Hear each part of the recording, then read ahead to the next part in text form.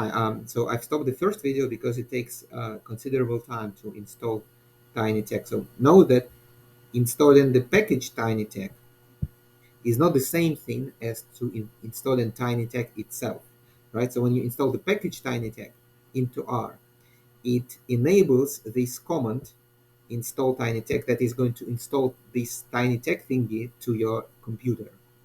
And only after that you will be able to produce uh, PDF out of your R notebook, right? So now I've done that, right? So I think I've covered how to do this. So let me just share it with you that now it works, right? So after this comment was finished, right? So this comment TinyTech, install TinyTech.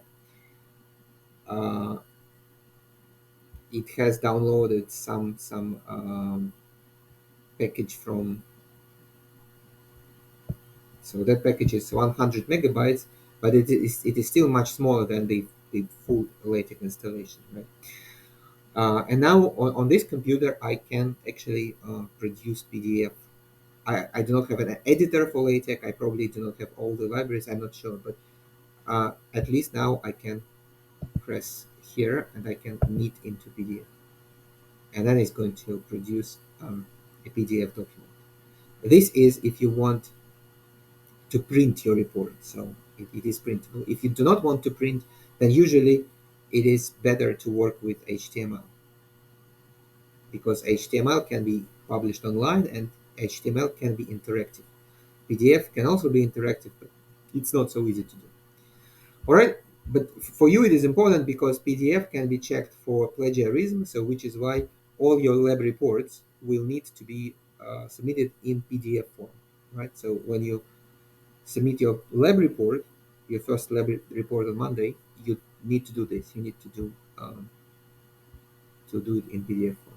Okay, and maybe just for future that this is kind of the basic R Markdown document, but there are also, if you go to new file in RStudio, then there are R script, R notebook, R Markdown, and also there are some R presentation things.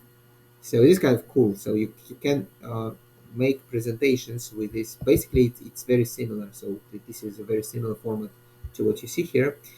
And I am going to show all my lectures are made in R as R presentations, and I am going to share source codes of all the lectures with you so you can use them as templates for your own presentation. And then maybe some of you will find it useful and you can do your FYP presentation in this form too. I think it's just easier than a LaTeX presentation or Word presentation, and once you get used to it. Okay. So